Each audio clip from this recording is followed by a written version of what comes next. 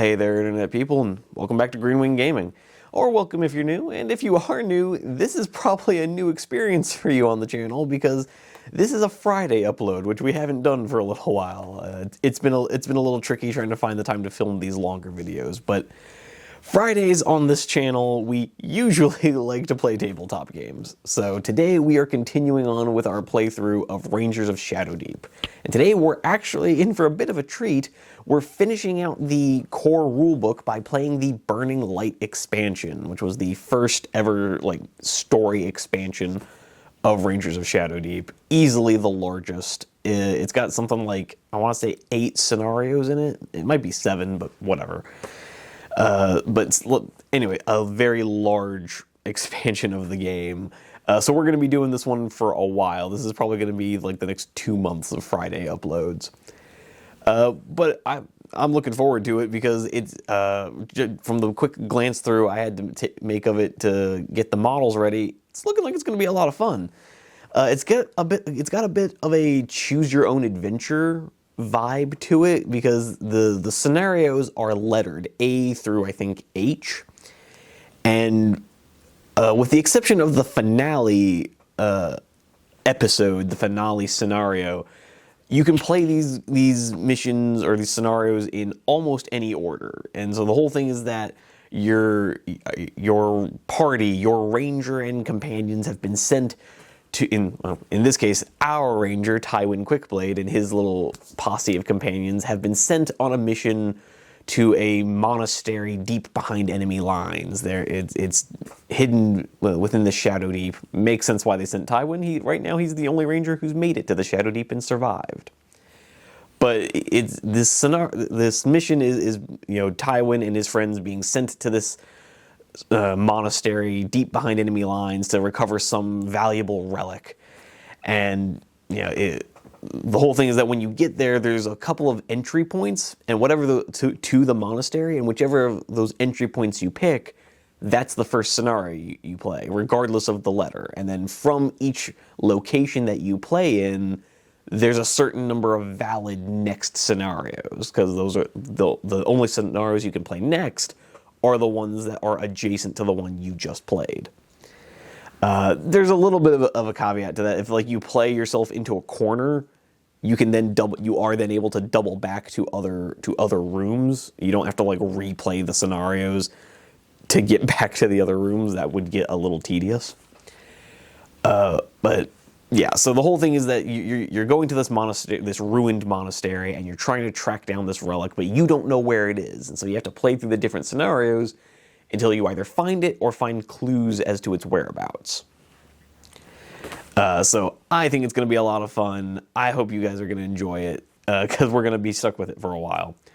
But we are rejoining Tywin on another one of his adventures. Last time, I believe the last scenario we played through was the Blood Moon expansion. So we did a couple of the supplementary books between the main rulebook missions and this.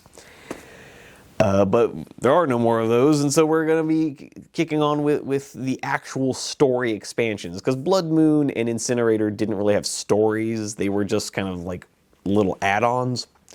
Well, Burning Light, the expansion that we're playing now, is the first proper expansion of the game, and all the other books, the supplementary books that came out afterwards, are also proper story expansions, even if they're not quite as large as this one.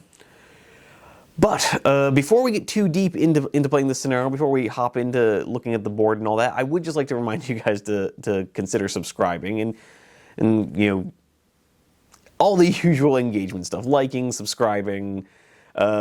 In particular, if you guys could watch this video all the way to the end, I know it's going to be kind of a long one, but first of all, the mission is going to be a lot of fun. These scenarios are an absolute blast, if only for the randomness of the dice rolls.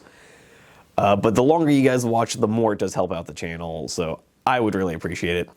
And then beyond that, not necessarily for engagement reasons, but I genuinely would like to see you guys down in the comments. Over on our Monday videos, I've been getting a lot of great back and forth.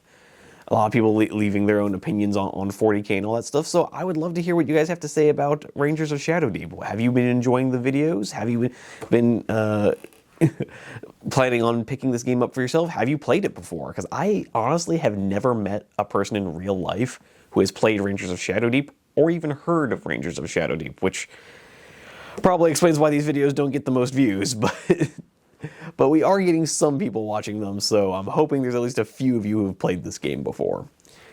But without all that out of the way, we've gotten through this shameless self-promotion, so we're playing the first scenario of Burning Light, so let's just get into it. And here we are, ladies and gentlemen, with the board set up for the first scenario of our new mission that we'll be carrying out. But before we delve too deep into what's going on over here, as usual, I like to start off with the lore side of things. So we're going to be starting off over here with the lore for the Burning Light mission. Now, before we dive into that, down here we have a quick map of the kind of fictional convent our party is going to be exploring. And so we've got the gatehouse here, courtyard, library, a chapel, hospital, and I guess this is the herb store, so basically the cellar. And then over here we have the upper level of the abbess's quarters and the dormitory. So this is 8 scenarios plus a 9th for our finale scenario, whether or not we have found the relic that we're looking for here. So, as I believe I mentioned in the intro, you can only ever play a scenario adjacent to ones you've already played. So there are a couple optional starting points. You can either start in A, B, or you can go through this little gap in the wall and go straight to C. Now, I personally am going to be starting with A because I'm lame and I like doing things alphabetically. That's just how I am. So I'll probably be doing Gatehouse, and then I'll have to figure out because logically it feels like I should press in the courtyard then to the chapel. But again, me being a little anal about this, I might force myself to go to Ruined Chapel. But whatever, that's a conversation for later. As I said, we're going to be looking at the lore for this mission. And so over here we have it, and it reads, "A week ago, one of your fellow rangers stumbled into camp escorting a Laurenthian survivor she had rescued from a pack of gnolls in the Shadowdeep. During their debriefing, they mentioned seeing the ruins of the convent of St. Emilia, once a great house of healing in Laurentia. It is said that the nuns never turned away anyone that came to them in sickness, and that they were aided in their mission through the possession of a powerful magic artifact, the Decanter of St. Emilia, also known as the Decanter of Burning Light. Water poured from this silver decanter onto a wound would wash it free of any infection, poison, or other corruption.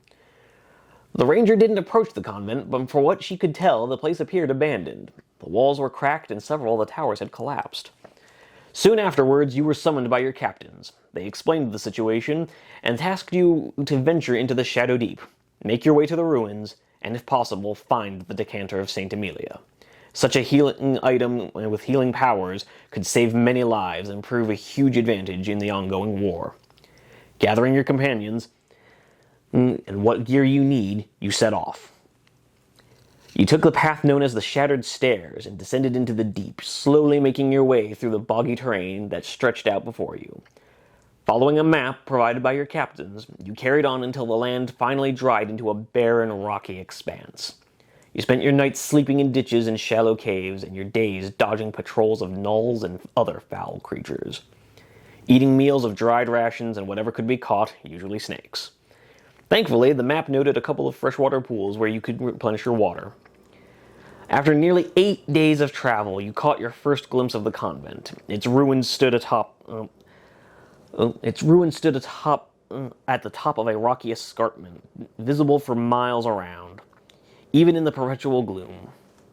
Conscious that anyone in the convent had a great vantage point to see you coming, you took your time approaching, flitting from rock to rock, always staying in the shadows. Finally, you reach the walls. So there you have it. Another ranger actually managed to venture into the Shadowdeep and we have been tasked with following up on what they saw. Rather than sending in that lone ranger, they've decided to send a whole team, which I guess makes sense.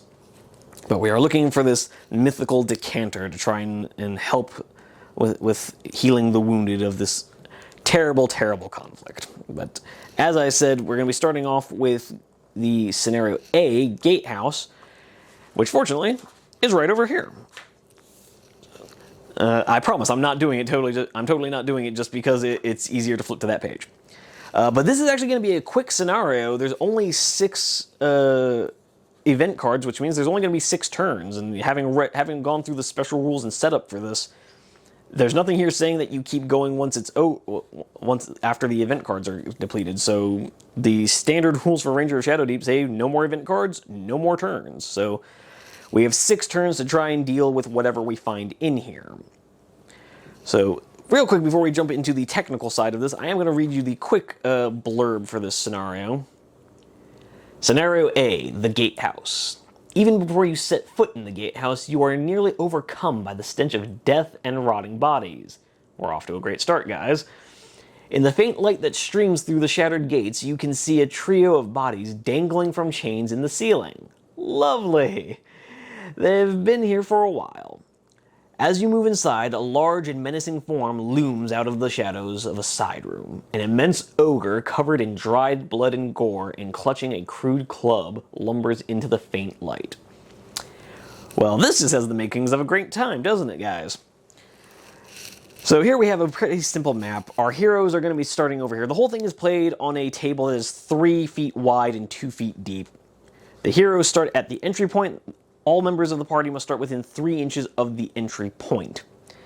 We have 4 points of interest, although I have actually flipped A and C because I don't really understand why A is so close to D. That just doesn't make a lot of sense to me. So A is going to be in place of C. Other than that, the whole thing is exactly as it's laid out on the map. We have, well, actually, rather than rely on this map, I'm actually going to show you the table. So here we have our entry point, we have our heroes gathered around it, and the main room of the Gatehouse is here, but the Gatehouse is also split into kind of 2 narrower side areas. Over here, it's just separated by a kind of partially broken wall where we have a clue marker set aside in this kind of ruined section over here. And then over here, this section over here is actually blocked by a locked door, and we won't know what's in there until I'm able to open that door, because the door is point of interest D. And then here we have our 3 dead bodies hanging from the rafters. I literally had to make and paint up dead bodies for the purposes of this scenario, so I hope you enjoy the effort I went through.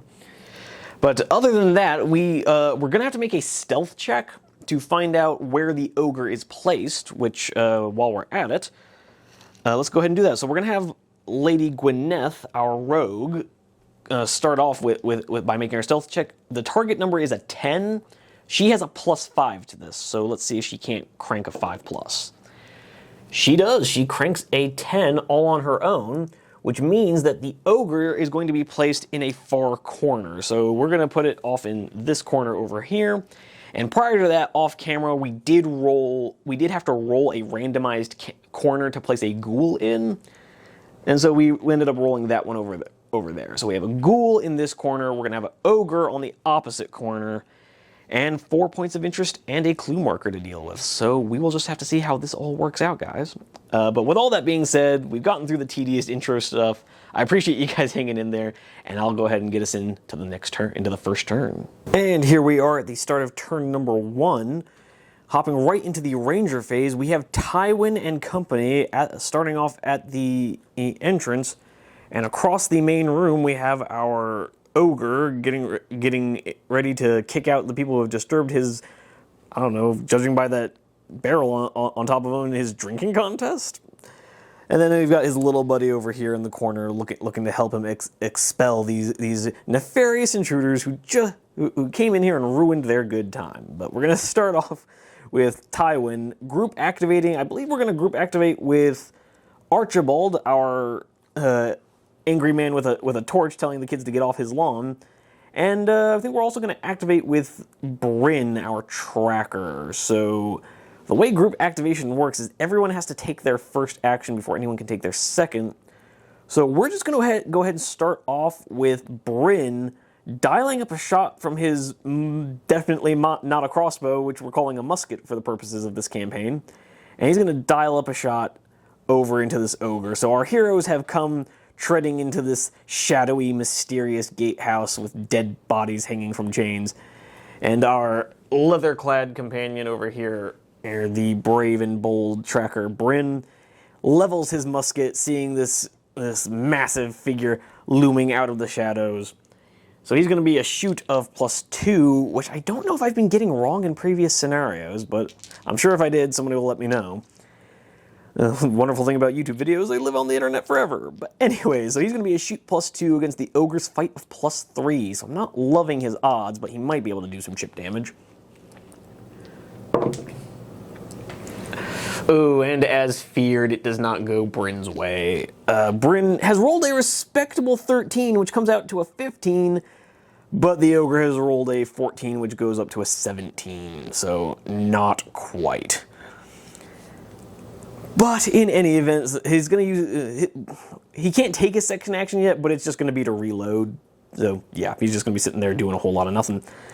Next, we're going to have Archibald provide his first action, which is going to be to dial up his magic bolt spell into the ogre. Now, the magic bolt spell, I feel like I've gotten this wrong in the past. It's a +5 magic shooting attack. So it ignores any of the normal penalties, but it also doesn't gain any of the normal bonuses. So normally, the fact that the ogre is large would normally provide a +1 to shooting attacks, but magical attacks, because they get to ignore all the negatives of like moving or intervening terrain, they also don't gain the benefits of things like large target. So the ogre is going to be his fight +3 against Archibald's shoot of +5 for the purposes of this attack, which I feel like I've gotten that wrong and called it a +4 in the past, but whatever, it doesn't really make a difference. So anyways, rolling it up, as usual, green dice is the good guys. Okay, Archibald clearly came to play where Bryn did not. Apparently, the loud banging of that musket so close to his ears has made him especially angry, because he has cranked a 19. Sorry, the camera's having a little trouble picking that up. But he has rolled a 19, which becomes a 24, becomes a 29 total. So Archibald came to play, handily defeats the 12 rolled by the ogre. So at 29, the ogre ignores 12 of that from his armor, goes down to 17, but he's only got a health of 14. So the 17 damage of the magic bolt that goes through still manages to one-shot this ogre. My God, that might be the coolest thing Archibald has done in this entire campaign. Literally just walks in the door and just casually one-taps an ogre. You are suddenly worth all of the scenarios where you did basically nothing. I love you, angry old man. So down goes our ogre, easily the single biggest challenge we were facing in this scenario. Literally one-tapped in the first ranger phase. I love you, Archie. But moving on to the rest of this turn, we are going to have Tywin take his first action, which is just going to be to move up 7 inches, now that there's really not much to be done here. So Tywin gets to move up. Sorry about the quick camera alerts, a little out of practice, guys. And then for Archibald's second action, he's going to move up his 6, right up to these pews. And then Tywin, for his second action, is just going to move another 3.5 inches, which should get him to about there. So, sorry, Tywin is currently being obstructed by a tape measure. So there we have it, Tywin rushing forward to investigate the dead bodies, clearly distressed by what has befallen these poor noble Laurenthians. In the meantime, we move on to the creature phase, where our ghoul in the corner is just going to rush forward 9 inches, because they have a move characteristic of 6, so a double move gets them 9 inches forward.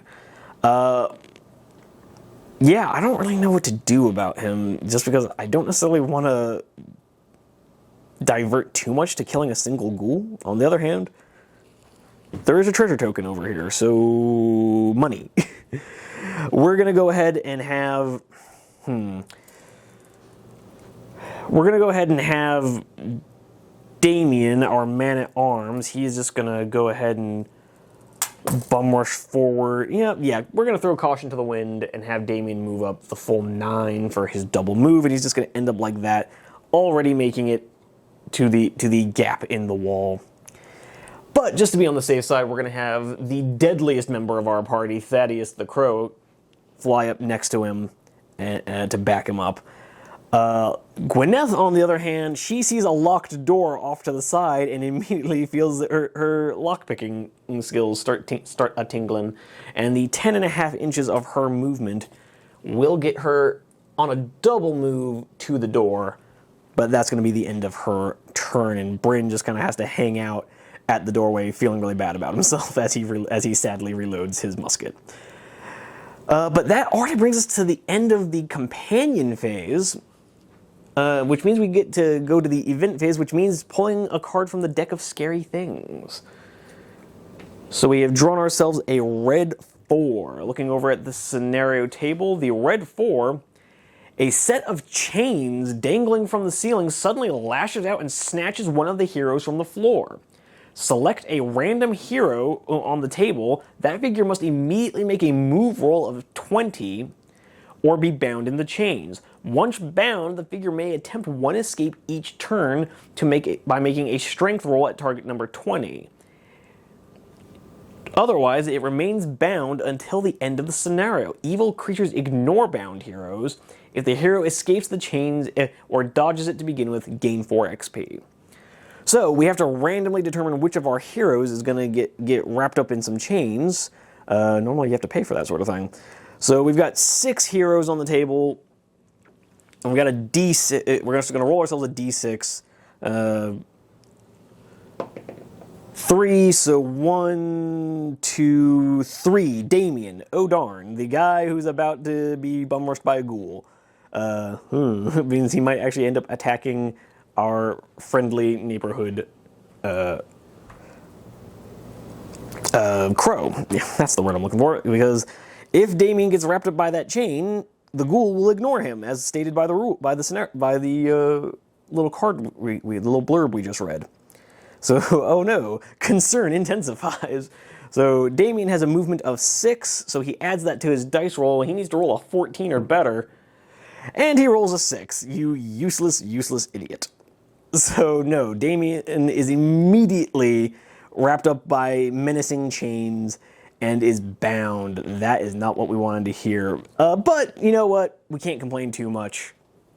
The turn has all in all gone well by just, again, one-tapping an ogre with an angry old man. So that does bring us to the end of the turn order, and I will see you guys at the start of the next turn.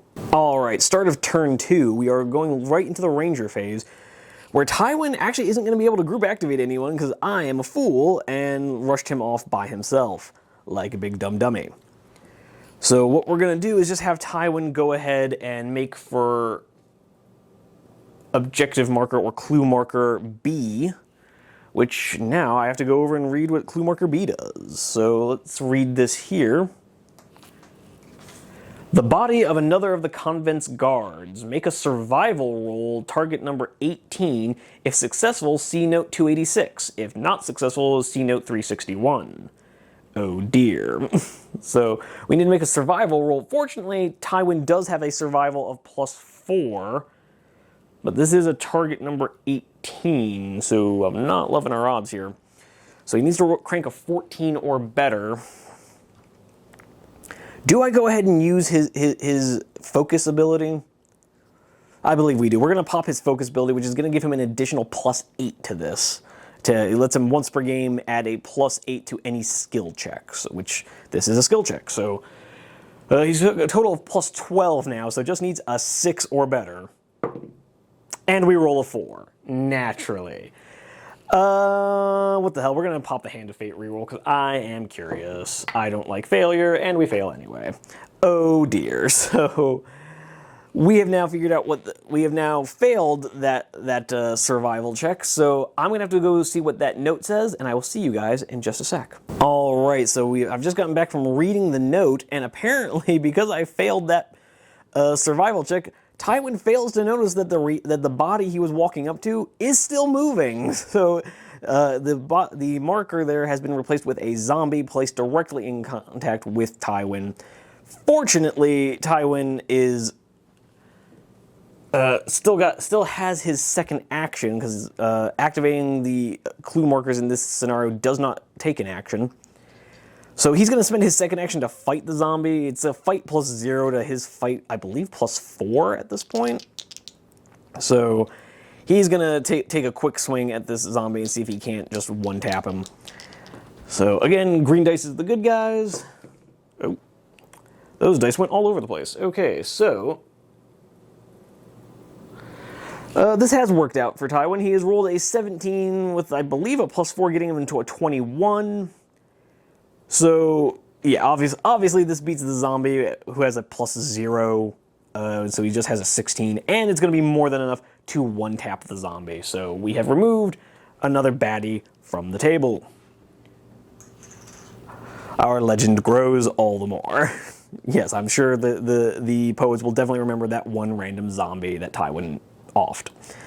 Unfortunately, this does bring us to the monster phase, or the creature phase, and this ghoul, as per the rules of what happened to Damien, is going to ignore Damien because he's tied up in the chains. So he's going to just move in and attack our beloved crow Thaddeus. We will not stand for this. The ghoul does have a fight of plus 2 to Thaddeus' fight of plus 0. So Thaddeus is in trouble, guys. So we're gonna roll up our dice here. Oh dear. Oh no. The ghoul clearly does not like Crow because he has rolled a natural 20, so Thaddeus is super gonzo. And let's just roll real quick to see what happens to him. Okay, fortunately it's not too bad. Thaddeus has rolled an 11, so he's gonna get a full recovery. Nothing bad happens to him. He just doesn't get any progression for this scenario and is removed from play. But still not ideal, and I'm just now realizing that I'm knocking the terrain all over with my dice rolls, so I might want to pick a better place to roll my dice. We're just gonna carefully put all this stuff back together. Cool, so the ghoul has walked up and gotten rid of our beloved crow. He must be punished for his insolence. But going into the companion phase, we're going to start off with Damien trying to free himself. So once again, needing to crank a 14 because it's worse. It's a strength check of 20, and he's only got a strength of, I believe, plus 2. So he needs an 18. Oh god, this is so much worse than I realized. He comes very close. He gets a 16. If he had cranked that on his movement check, he'd be fine, but no. So we're going over to Archibald. I don't like Archibald's chances of going up in a melee fight against a ghoul. So we're going to go over to Bryn, who has reloaded and does have a line of sight, an unimpeded line of sight on the ghoul. It's going to be a shoot plus 2 against a fight of plus 2. We're just going to, again, roll this over here to stop knocking stuff over. Nope, Bryn has decided to go back to his usual ways of being completely useless. So Bryn has rolled, Bryn has rolled a 5, becomes a 7. The ghoul has rolled a 9, becomes an 11. So Bryn just uses his second action to reload, and our disappointment continues. So Archibald now, I don't like the idea of him getting jumped on by this ghoul. So we're just gonna have Archibald make like a tree and leaf. He's going to just head over for point of interest C, moving 9 inches forward. Damien cannot do anything because he's stuck in chains being useless.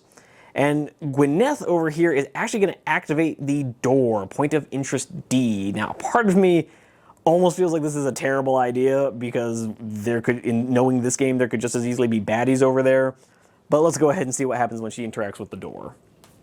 So the door to the side room is locked, though the lock is old and rusty. Make either a picklock roll, target 10, or a strength roll, target 14, to open it. You may attempt these rolls as many times as you wish. If successful, see note 622. Alrighty, so we're going to go with a picklock roll. Fortunately, Gwyneth has a plus 5 to this, so she only needs a 5 or better. And of course, she absolutely biffs it. So Yeah, she rolls a 2. The heroes are not looking so heroic right now. And for her second action, I'm just going to take that as a sign to not go in that room and just... We're going to have her move 7 inches over here and interact with point of interest C. Because again, interacting with objectives in this particular scenario is a free action. So she gets to point of interest C. Let's see what that does.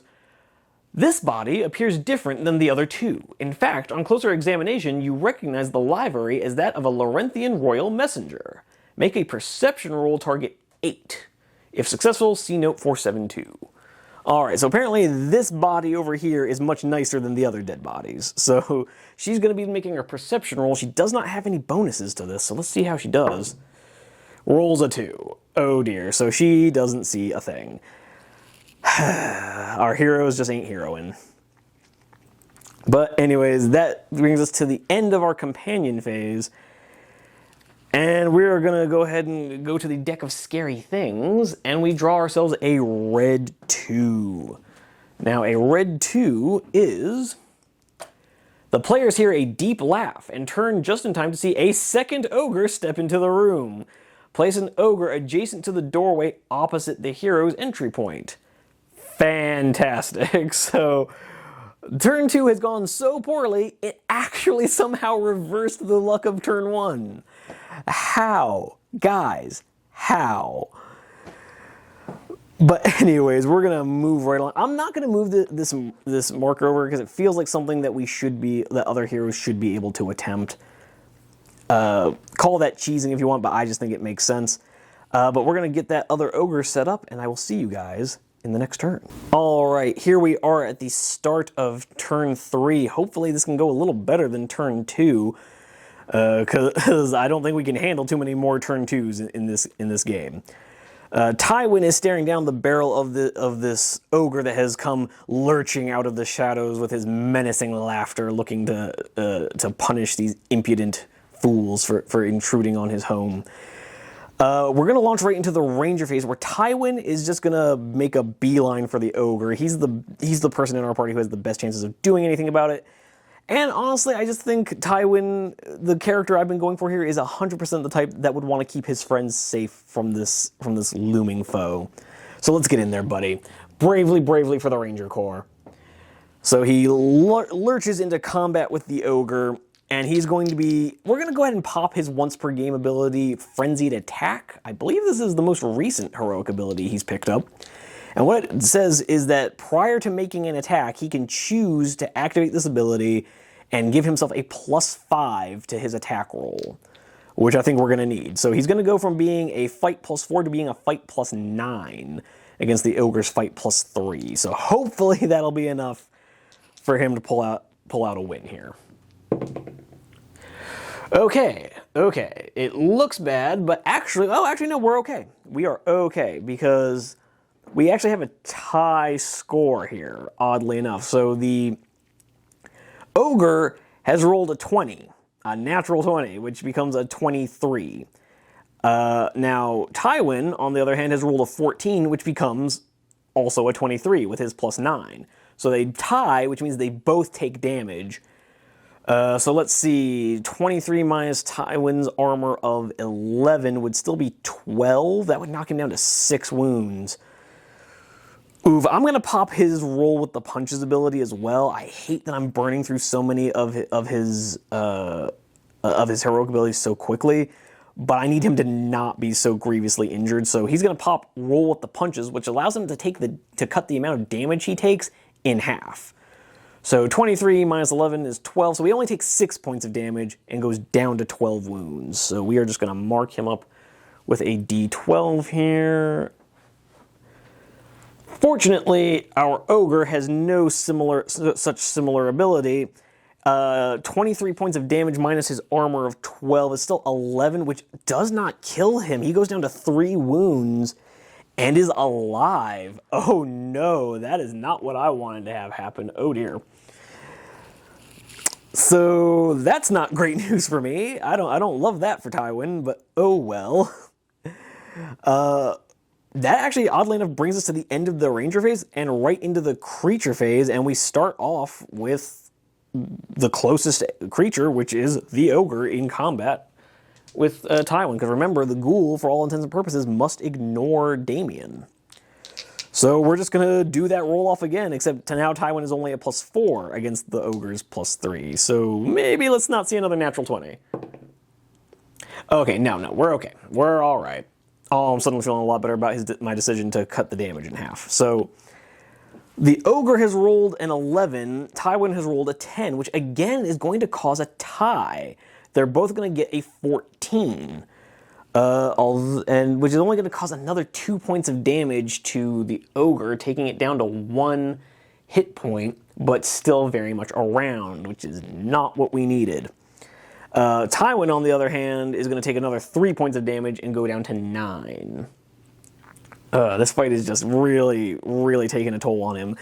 This game, man, it can absolutely wreck you if you're getting a few bad dice rolls. So our ghoul over here is up next, and the closest hero to him other than Damien is Bryn. So our ghoul is just going to make a double move towards our tracker, who now really needs to get his act together.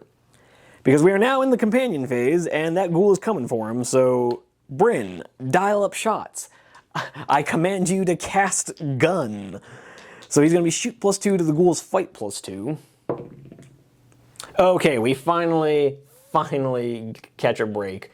The ghoul has rolled a 15, becomes a 17, but Bryn rolled a 16, becomes an 18, which actually, with the +2 damage from his musket, becomes 20 points of damage, which is, looking over at my little cheat sheet over here, is exactly enough to kill the ghoul. So, yeah, the ghoul has an armor of 10 and 10 health, so literally the +2 damage is what put the ghoul down. Kablam! Bryn, on the 3rd shot, finally managed to hit something. But whatever, I'm not going to complain too hard. A win's a win. So that's his first action. His second action, again, is just going to be to reload. We're going to have Gwyneth take another crack, another free action at trying to search this Laurenthian survivor. Literally just needs an 8 or better. So she rolls a 4. So that's her free action for the turn. Then she's just going to come back over to the locked door and attempt another +5 lockpicking check. Literally just needs a 5 to pass this. So she rolls a 3. Gwyneth, what are you doing? Archibald, on the other hand, is just going to move up and also attempt to search this Laurenthian body. Does he have any plus? No, he does not have any pluses to his perception, so he also fails. Guys! So we're just going to have Damien over here see if he can't crank an 18 to break out of those chains. Nah, he rolls a 12. Guys, what are you doing? Okay, that brings us to the end of the turn yet again, so it's time to go to the deck of scary things. We are halfway through this scenario, and we draw a red 5. Red 5. A dead body that has been laying unnoticed on the floor suddenly animates and attacks the heroes. Place a zombie in a randomly determined corner of the main area of the table. Cool, so we gotta roll ourselves a quick d20, and the way we're gonna randomize this is that corner is gonna be a 1 through 5, and then just accordingly clockwise. So, we roll a 17, so the zombie is gonna end up closest to Bryn. I will go ahead and get that zombie placed. Things are not really looking great for our heroes. But yeah, we're just gonna see if we can't work this all out. I will see you guys in the next turn. All right, into the next turn. We're hoping we can try to turn this around. Tywin's still locked in a brutal fight with this ogre. Just to recap, came charging in, sword held high, dealing an absolutely savage blow to the ogre before kind of getting thwacked over the head. And they're literally just trading blows with Tywin just stabbing over and over into the gut of this ogre, who just bellows and slams his fists down on Tywin's shield. Meanwhile, Bryn has finally dialed up a shot as this ghoul kind of disdainfully ignored Damien, having swatted aside our crow Thaddeus. Lurching forward, only to get his head blown off, except now there's a zombie right there trying to make his move. Gwyneth seems to just be kind of frantically darting back and forth, achieving absolutely nothing. failing twice to open that door. But anyways, we're gonna launch into the Ranger phase, which again, Tywin's not close enough to get to group activate, so he's just gonna continue his slugging match with an ogre. So as at this point, he's just holding up his shield, trying to fend off the ogre's blows, and is now gonna attempt to thrust his sword up through the ribs of this foul creature. So fight +4 to fight +3. Okay, we're all right. Yeah, we're okay. I was really worried that was going to not go our way, but Tywin has rolled a 12, becomes a 15. 12 becomes a 16. The ogre has rolled a 5, becomes an 8. Ogre has an armor of 12, so he takes 4 points of damage and dies. So that's our second ogre down. Thank God for that. And Tywin has a second action. He's just gonna see if he's in range. He is not in range to make it there, so he's just gonna pop over here to this dead body as his second action and see what objective marker A has to say for itself. So point of interest A says the body dangling in this chain is dressed as one of the guards of the convent. Make a perception roll, target number 12. If successful, see note 112. Now, fortunately, Tywin has a perception of +4, so he just needs to crank an 8. But that seems to have been an impossible task for this bunch, so let's see how that goes. Yeah, and he rolls a 3. So he notices nothing. Guys, come on. Anyways, over into the creature phase. We've got this zombie, which is going to have to make a double move to get to Bryn, but is going to be able to get into combat with him, which is not ideal. But with that being it, that is the end of creature phase for turn 4. Into companion phase, I guess the first thing we're going to do is have Bryn try to thwack the zombie with his thwacking stick. His musket can effectively be used as a quarterstaff. So he's just going to bonk the zombie with a fight +2 against fight +0. And rolls a natural 1 against the zombie's 9. Fortunately, he has an armor of 10, so nothing happens. The two stay locked in combat. Damien, can you crank it at an 18? No, you roll a 3, so you're just going to stay trapped there the whole game. Awesome. Gwyneth, can you roll a 5 or better to open that door? Yes, finally. So Gwyneth has finally decided to get her stuff together, has rolled an 11, pops open the door, and we'll have to check the note to see what that means. But beforehand, we're going to come over here to Archibald and see if he can't finally get this perception check done. Well, show me an 8 or better. Yes, okay, so we have a 19 for him finally being able to examine this body properly. So that means we have 2 notes to check up on, and I will be right back to let you know what those say. Picking up where we left off, the note for Archibald succeeding on his perception check says that Archibald has now found the satchel carried by this Laurenthian messenger, and has inside found a blood-stained letter, and at the end of the scenario, we are going to have to have one member of the party, which will probably be Archibald if I'm being real, to make a read runes roll. And he's going to see if he can decipher what's in the bloodstained letter. Now, Gwyneth here, even when she does something good, does something bad, because by unlocking that door, there are now a pair of ghouls on the other side and a treasure marker. So we have a bunch more enemies to deal with. Thanks for that. And yeah, all in all, things not looking great. So that brings us to the end of our companion phase, because everyone else has failed to do a whole hell of a lot. But which brings us to the 4th drawing of the Deck of Many Things, which is a red 6. So let's find out what the red 6 is.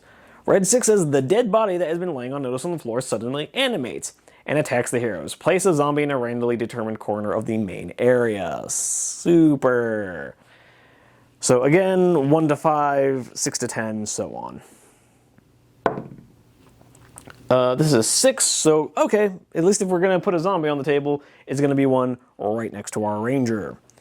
So Tywin's just going to pop up over here, or the zombie is going to pop up over near Tywin, and that's going to bring us to the end of turn 4. We're blowing through the scenario, only 2 more turns to go, and I don't think we're going to make it to that clue marker over there. Just saying, guys.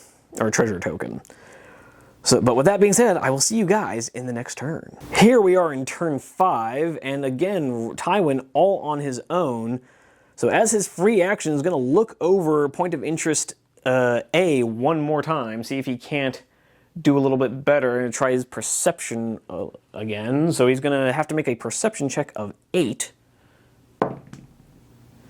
No, he does not. So that's his free action for the turn. He's going to then take an action towards the zombie and see if he can't cast Yeetus Deletus. So he's going to he has driven his sword through the gut of an ogre, stumbled towards this body to see if he can't find anything of use.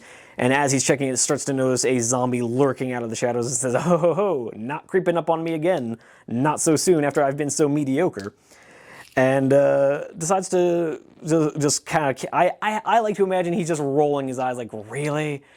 Stumbles forward and just takes a lopping swing at the zombie's head. So fight +4 to fight +0. Okay, yeah, and this fight is exactly as easy as Tywin felt it was going to be. So, as I said, Tywin just rolling his eyes and letting out a weary sigh as he's still feeling the ache in his shoulder from deflecting an ogre attack.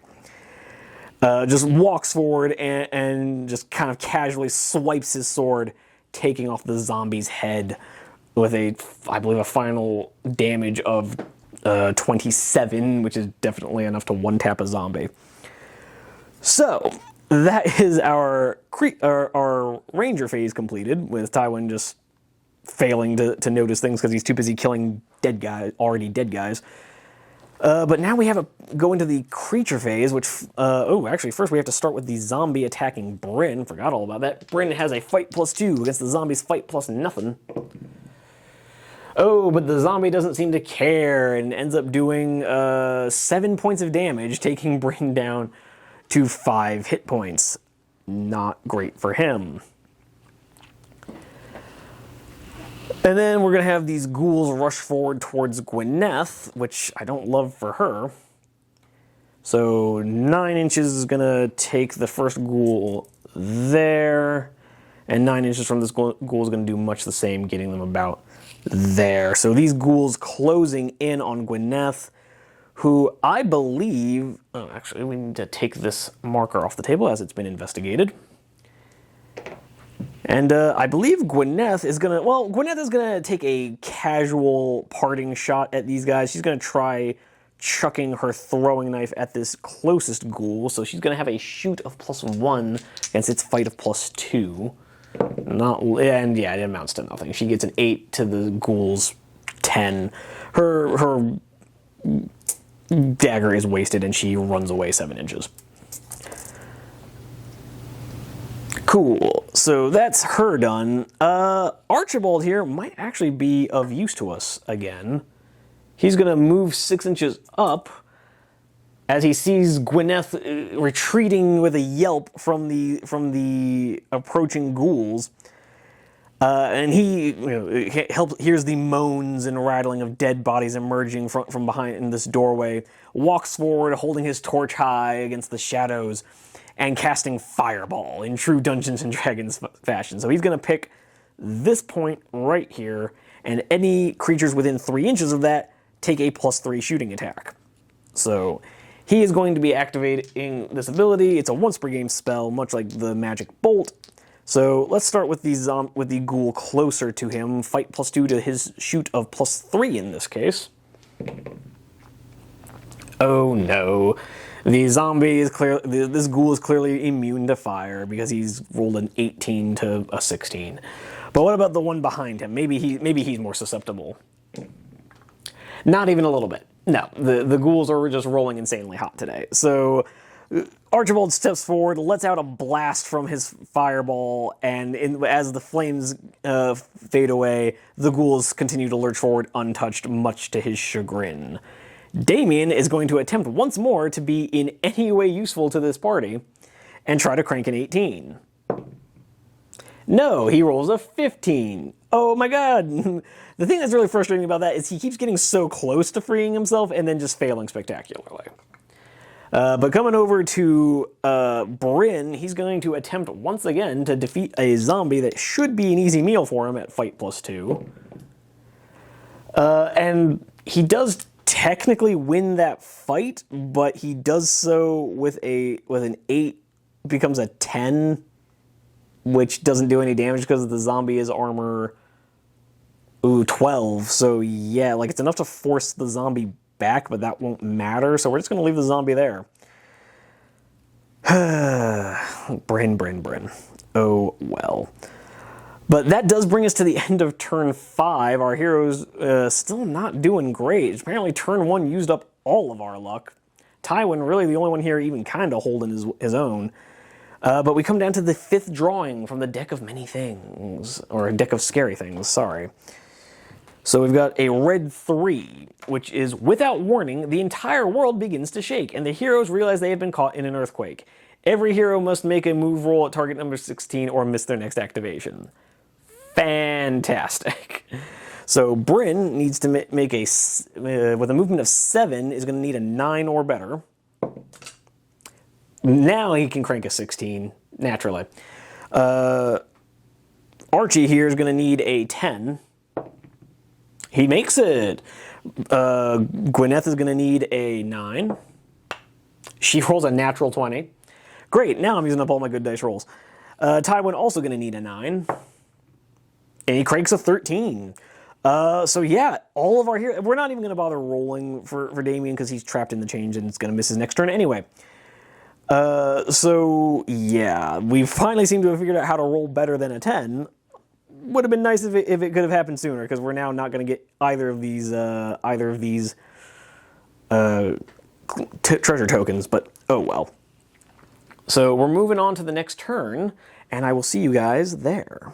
And here we are in the 6th and final turn of the scenario. Our hero is kind of up against it, and at this point, we're not even trying to get to these treasure tokens anymore. There's no point. We don't have the movement. Instead, Tywin is just going to, in the ranger phase, come over here, and we're going to hope to God that he can... Let me make sure I'm even doing this right. Yep, he needs a perception roll of 12, but with his +4, it needs to be an 8. Come on, bud. There we go. He gets exactly what he needed, so he is going to get the last investigation marker. So we're not getting the treasure tokens, but we at least have investigated everything, which I guess that's something. And yes, so looking at this, so yeah, he's just gonna, after this turn, I'm gonna have to go over to note 112 to see what that says. But with that being said, that is the ranger phase done. We now have to see if Bryn can survive another round with the dreaded zombie. Hey, you're at 5 wounds, not 3. So he's gonna have a fight of +2 again. And again, he does win, which actually does help him, because winning on the zombie's turn, the zombie gets forced back, except that was his first action, so his second action is just going to be to come right back in. So never mind, it doesn't help in the slightest.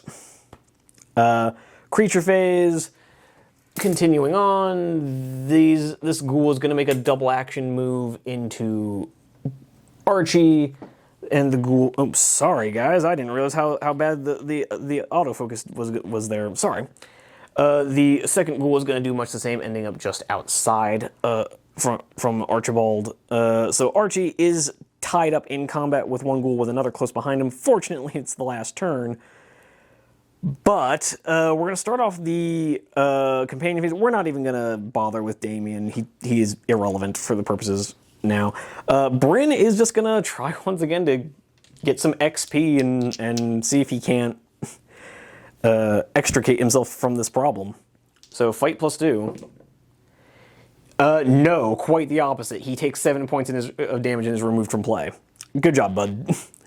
So let's see how he ends up. Fortunately, he rolls an 18 and he's taken out of action, but rolls a full recovery.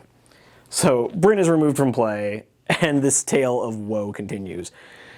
Archibald is going to try to fight a ghoul, fight +0 to fight +2. Oh, wow. So naturally, he's the one who knows how to fight. So Archibald, seeing these horrors come emerging from the flames of his ineffectual fireball, draws his dagger, or technically he does have a one-handed weapon. So he draws his short sword and just waits for the ghoul to approach him with the cunning sageness of age, and just thrusts the tip of his blade into the mouth of the ghoul, who, let's see, with an armor of 10, takes 7 points of damage down to 3. Cool. So yeah, that is one injured ghoul, and you know what? We're gonna have Gwyneth rush in and see if she can't also do much the same. So she's now gonna be a fight +1. Actually, hold on, she's holding a bone sword, which means she gets +1 fight against the undead. So she is actually going to get be at fight +2 to fight +2. She's dice even. Not that it helps her. The ghoul wins the fight, and with a total of an 11, which is just enough for her armor to ignore it. And that brings us to, well, that does bring us to the end of turn 6, but there is an event card. So let's see. Red Ace. A cloud of small insects explodes out of the heap of rubbish and swarms around the room. Every hero must make a will roll or miss its next activation. Part of that makes me feel like there should be at least one more turn. So that's what we're going to do. We're going to do one more turn. But we need to make some will rolls. Will for Gwyneth is like a -1, so she needs like a 13. Which is exactly what she gets. Oh my god, she makes her will roll and will be participating in the next turn. So, real quick, I need to take this marker off the table because it's been investigated. Archibald's going to need to crank an even 12, which he does with an 18. Archie's rolling hot. Now, Tywin has a will of +4, so naturally he's not going to make this. No, never mind. He makes a 17. So yeah, he is going to be activating in the next turn. So we are going to do a turn 7 just because it feels weird to end with have an event phase and then no turn afterwards. I don't really like having event cards that have no impact. So we're going to do one more quick turn. But we're just going to jump into it right now. So we're going to do a quick ranger phase where we're going to have Tywin activate his dash ability. So he's going to double action move just to head off this ghoul. It's like I said, it's going to be a double action move, so he's not even going to get to attack, but he wants to get in there to protect his friends. And then we're just going to launch right into the creature phase where the ghoul he rushed into is going to fight him. So it's going to be a fight of +2 to his fight of +4. Oh, wow, Tywin is on fire in terms of combat rolls. So he rolls a 16, becomes a 20, becomes 25 points of damage. So Tywin is over here investigating this corpse when he looks up and realizes just how desperate things have gotten. He sees Bryn desperately batting away the zombie with his musket, and sees his other friends about to be overrun by some ghouls, grabs up his sword, comes charging across as fast as his legs can possibly take him, and with a single swipe explodes the head of one of the ghouls. Shield bashing him and then just dropping his sword onto the creature's head. Now, the other ghoul, the much weakened ghoul, is going to take a swing, I believe, at Archibald, because I think he has fewer health.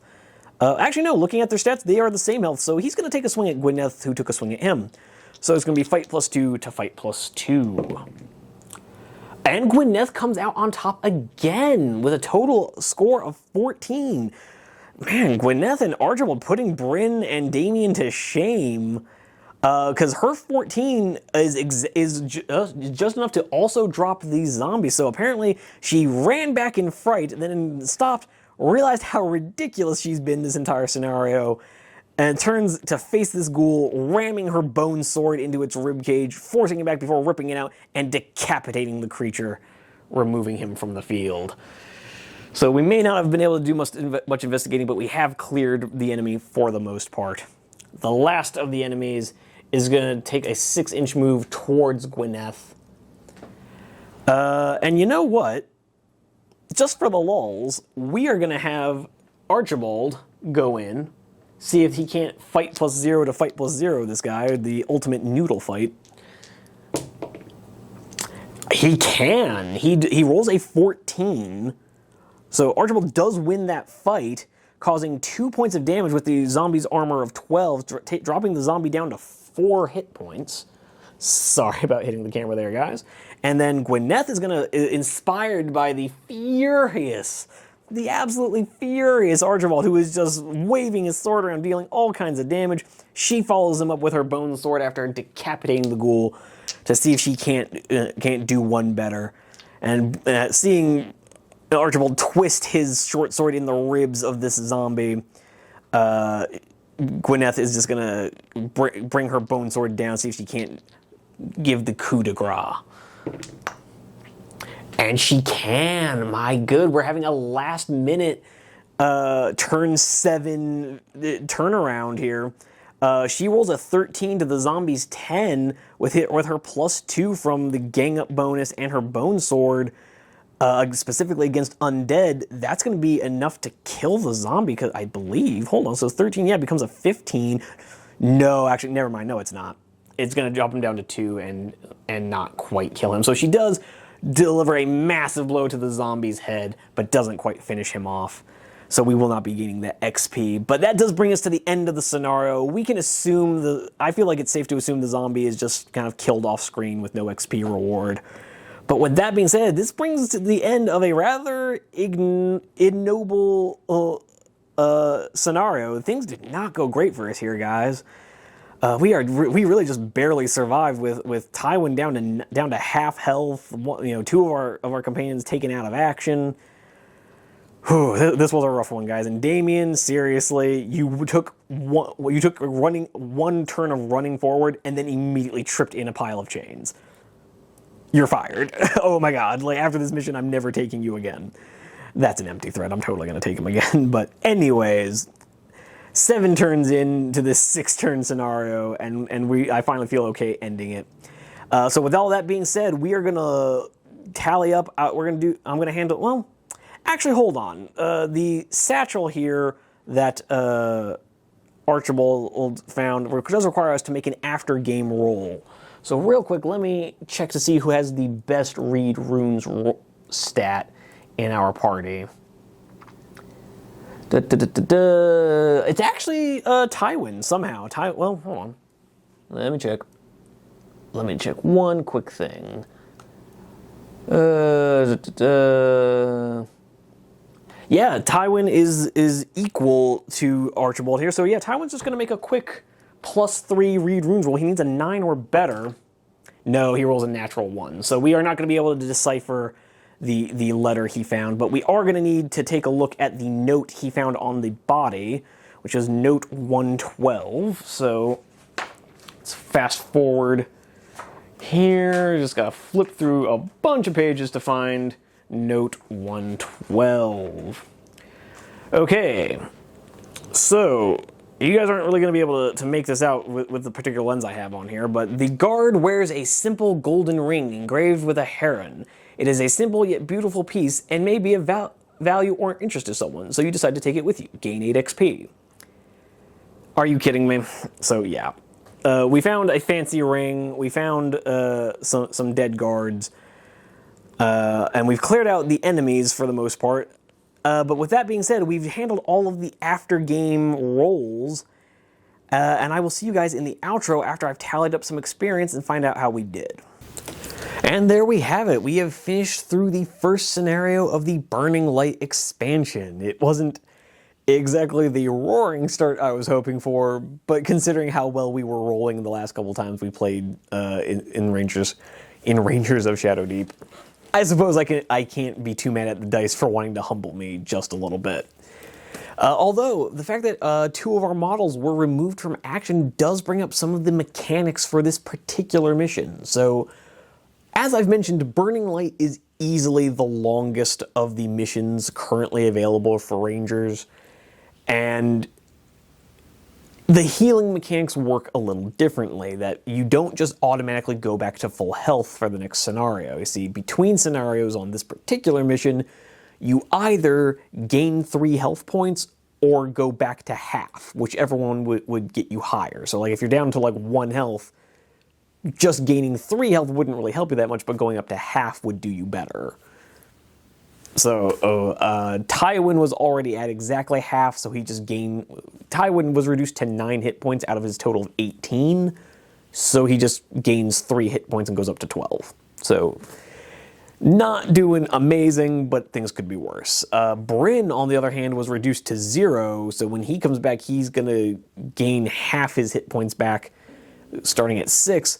And then Thaddeus, because he only has 1 hit point, he just comes back with his hit point. Or at least that's how I'm going to play it. And then as for... So that's how the healing is gonna be working between scenarios. But as for everything else, in every other way, these scenarios behave completely normally. You regain all of your spells and heroic abilities between scenarios, but you cannot bring any new companions. So the companions you have at the start of the mission are the companions you have to have through the whole mission. You can't hire any new companions, which is a shame because oddly enough, as little XP as we ended up getting in this scenario, it was still enough to bump Tywin up to level 7. So Tywin gained 10 recruitment points by completing this mission, but he can't use them because we're not allowed to hire any new people. So yeah, we have to maintain the same roster. The exception to that being if you manage to find any heroes during the course of the mission, those can be kept from scenario to scenario until the end of the mission. So that's how that works. Other than that, not really much else to note. We failed to find any clues as to the whereabouts of the relic we're looking for. Literally all we managed was fighting our way through some ghouls and zombies, and really other than that we didn't really learn all that much. So hopefully the next scenarios will do a little bit better. I have already decided that we're going to go on to scenario C, which is the courtyard. That'll be next week, and then I'll probably do the ruined chapel after that, but we'll just have to play that by ear. But anyways, we have made it through our first scenario of Burning Light. I hope you guys enjoyed watching it. I know I certainly enjoyed playing it, even if the dice weren't on my side, because that's just how dice games go sometimes. Tywin did put on a suitably heroic effort, so I'm at least satisfied with that. But with all that being said, I would like to give you one last reminder to hit the like button, maybe consider subscribing. We have more of these gameplay videos every Friday, or at least we should. Hopefully I'm going to be getting back to a regular upload schedule for the Friday uploads, and we have been back to a regular Monday upload. So Mondays are where we have more hobby discussion videos, if this is your first time watching one of my videos. So Mondays are a little bit of a different beast, but I still think they're a lot of fun, and we've been having some pretty great discussions in the comments section over on those Monday uploads. But in any event, I am so glad you guys stuck around to the end of the video. I am so glad you guys came through. I would love to hear what you have to say in the comments down below. I'd love to see you on some of the other videos on the channel. But in the meantime, happy wargaming. Onward to glory!